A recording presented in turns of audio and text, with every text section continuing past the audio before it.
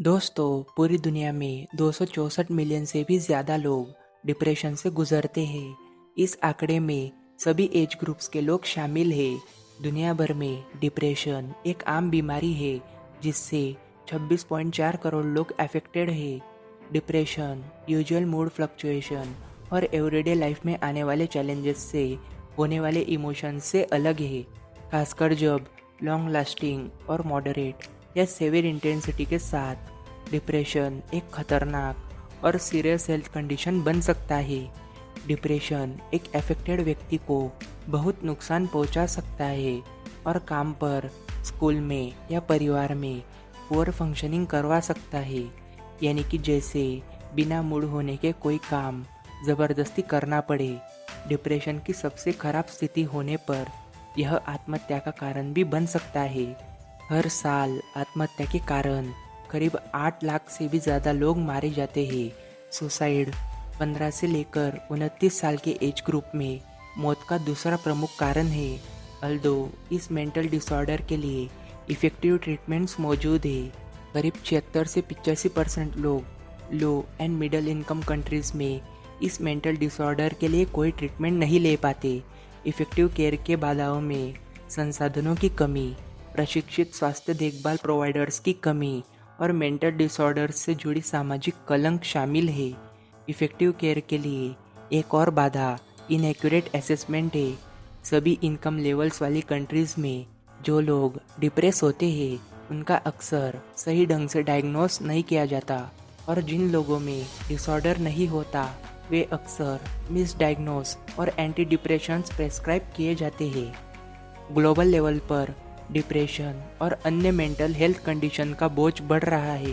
मई 2013 में हुई एक वर्ल्ड हेल्थ असेंबली ने कंट्री लेवल पर मेंटल डिसऑर्डर्स के लिए कॉम्प्रिहेंसिव कोऑर्डिनेटेड रिस्पांस देने का प्रस्ताव रखा था।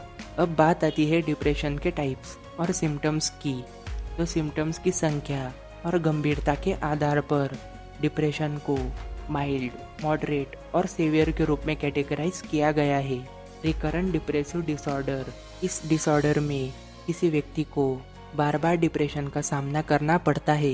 इसके दौरान एक व्यक्ति डिप्रेस मूड को एक्सपीरियंस करता है, loss of interest and enjoyment का भी सामना करना पड़ता है, और कम से कम 2 वीक्स के लिए एनर्जी की कमी होने से डेली एक्टिविटीज़ डिमिनिश हो जाती है।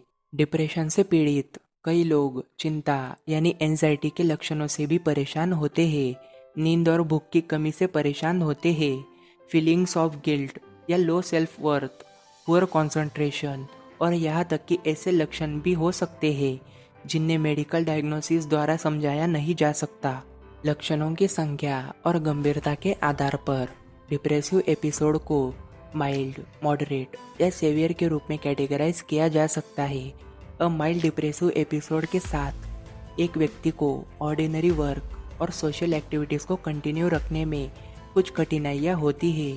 सेवियर डिप्रेसिव एपिसोड के दौरान यह संभावना खत्म हो जाती है कि व्यक्ति एक लिमिटेड एक्सटेंट को छोड़कर सोशल, वर्क या डोमेस्टिक एक्टिविटीज़ को कंटिन्यू रख सके। बाइपोलर एफेक्टिव डिसऑर्डर, इस टाइप के डिप्रेशन में both manic and depressive episodes होते हैं जो कि नॉर्मल मूड के पीरियड से अलग होते हैं। मैनिक एपिसोड्स में एलिवेटेड या इरिटेबल मूड होता है, over activity, pressure of speech होता है, फ्लैट सेल्फ स्टेम और नींद की आवश्यकता में कमी होती है।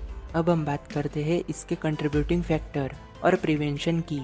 सोशल, साइकोलॉजिकल और बायोलॉजिकल फैक्टर के कॉम्प्लेक्स इंटरैक्शन की वजह से डिप्रेशन होता है।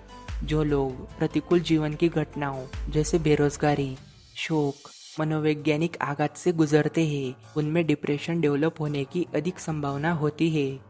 बदले में डिप्रेशन अधिक तनाव और अफेक्टेड व्यक्ति की लाइफ की सिचुएशन और डिप्रेशन को और भी ज़्यादा खराब कर सकता है। डिप्रेशन और फिजिकल हेल्थ, ये दोनों इंटर रिलेटेड है। जैसे कि कार्डियोवैस्कुलर डिसीज से डिप्रेशन हो सकता है और डिप्रेशन से कार्डियोवैस्कुलर डिसीज हो सकती है। डिप्रेशन को कम करने के लिए प्रिवेंशन प्रोग्राम्स दिखाए जाते हैं।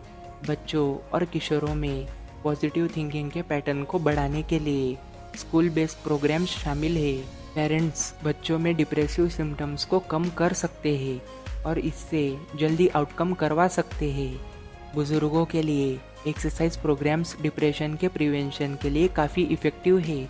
अब हम जान लेते हैं कि आखिर डिप्रेशन का डायग्नोसिस और ट्रीटमेंट कैसे की जाती है।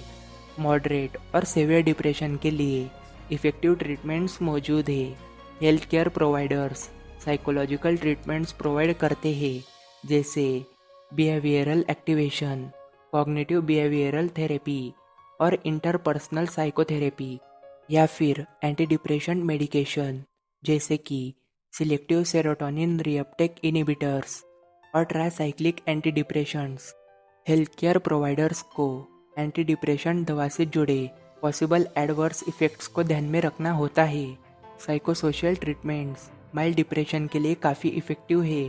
Anti depressions moderate severe depression के लिए ट्रीटमेंट का एक इफ़ेक्टिव फॉर्म है, लेकिन यह ट्रीटमेंट माइल्ड डिप्रेशन के मामलों के लिए पहली पसंद नहीं है। इस ट्रीटमेंट को बच्चों के डिप्रेशन की ट्रीटमेंट के लिए यूज़ नहीं किया जाता और यह एडोलेसेंट या जिनके बीच इस ट्रीटमेंट का यूज़ एक्स्ट्रा कॉशन के साथ होगा, उनके लिए यूज़ नहीं की जाती। दोस्तों, आशा करता हूँ कि आपको यह वीडियो ज़रूर पसंद आई होगी। अगर आपको यह वीडियो अच्छा लगा तो इसे लाइक करें, इसे अपने दोस्तों के साथ शेयर करें और ऐसे ही नॉलेज से भरे कंटेंट के लिए साइंटिफिक इंसान को सब्सक्राइब ज़रूर करें। मैं मिलता हूँ आपको नए नॉलेज से भरे कंटेंट के साथ। जय हिंद, जय भारत।